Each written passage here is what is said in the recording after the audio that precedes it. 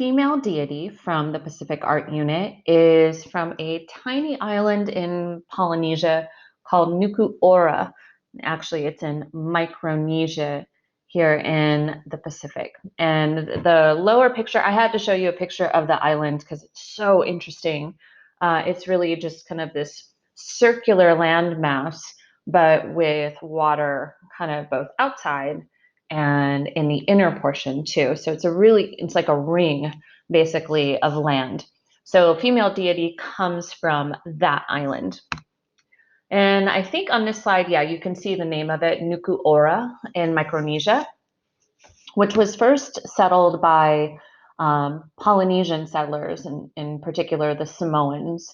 And they started creating these wooden sculptures, and we believe they are the resting places for a god or even an ancestral spirit that has been deified. So, perhaps someone who's lived before and now is treated as godlike, him or herself. And these were found in temples.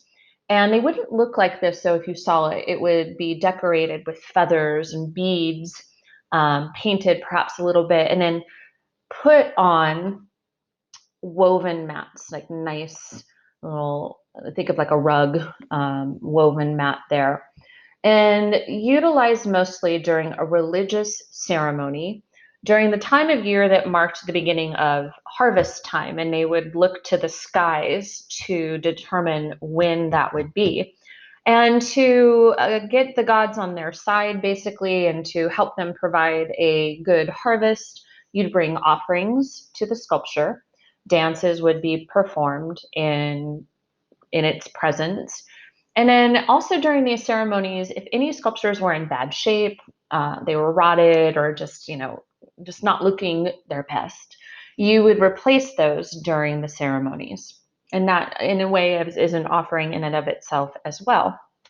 So that continues on until about the 1830s, when you have the indigenous people of Nuku'ora start to engage with Westerners, Christian missionaries. You'll find that to be a common story in a lot of these Pacific nations, where then they leave behind their own beliefs and eventually embrace Christianity. And then many of those sculptures are taken, and that's how these art pieces find their way into European galleries and museums and into collections of private owners, and influencing artists like Picasso and others who we've talked about, these European artists who liked the so-called truth of the primitive, again, you can't see it, but I'm using air quotes, primitive art, when in fact these artists and these cultures are anything but primitive.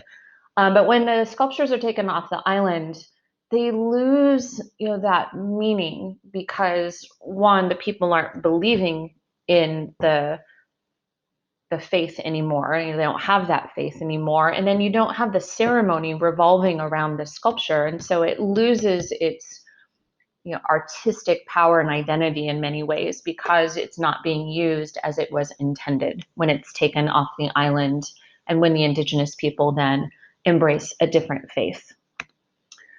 So content, clearly it's an abstract figure.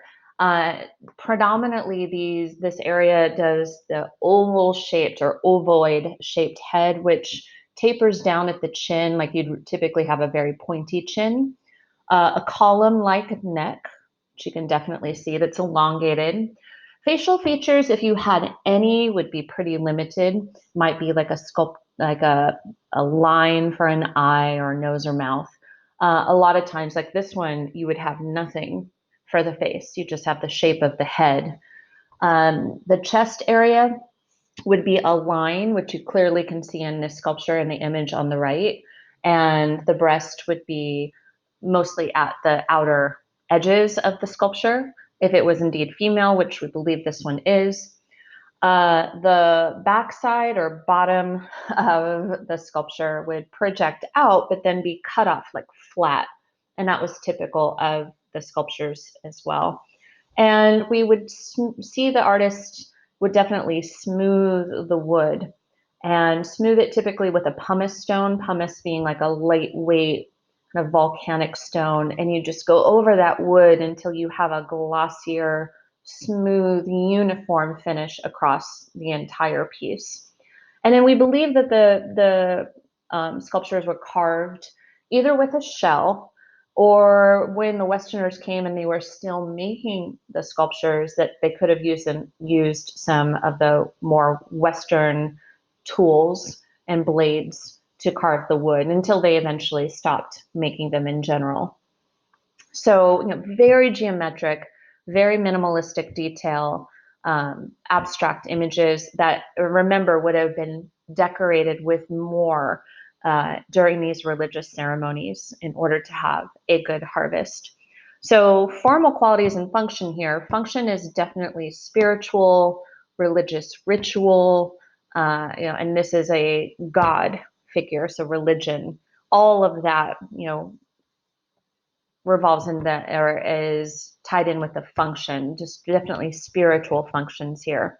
Formal qualities, you can definitely do form. Again, this minimalistic abstract form that just is a good base for the decorations and the offerings to the sculpture itself, and therefore to the deity. Absolutely could do that. And then the influence of the simplistic geometric forms on artists in Europe, like a Picasso and others, who are interested in more of these traditional primitive arts. I think those both work very well, or that works very well for formal quality. And again, that is the female deity in the Pacific art era, coming from Nuku'oro, the island in Micronesia.